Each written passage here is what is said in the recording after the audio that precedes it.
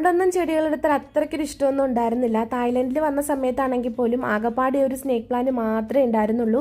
അതാണെങ്കിൽ ഈ കൊച്ചു വിരുദ്ധന് ഇപ്പോൾ കയ്യേറിയിരിക്കുകയാണ് കേട്ടോ. കയ്യിലിരുന്ന സാധനങ്ങളൊക്കെ വെച്ചിട്ട് ജസ്റ്റ് ഒരു എസ്തറ്റിക് വൈബ്സ് പിടിക്കാൻ വേണ്ടിയിട്ട് നോക്കിയതാണ്. അത് വലിയ രീതിക്ക് അങ്ങോട്ട് സക്സസ് ആയില്ലേ.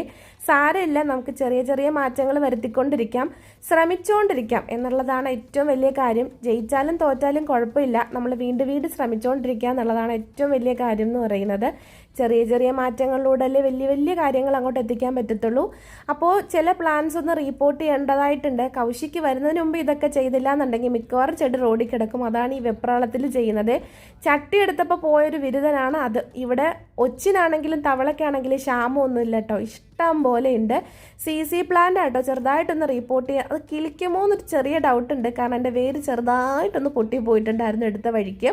അപ്പോൾ ഇതുപോലത്തെയൊക്കെ വീഡിയോസ് നിങ്ങൾക്ക് ഇഷ്ടപ്പെടുകയാണെന്നുണ്ടെങ്കിൽ ഒന്ന് സപ്പോർട്ട് ചെയ്യാൻ മറക്കണ്ട.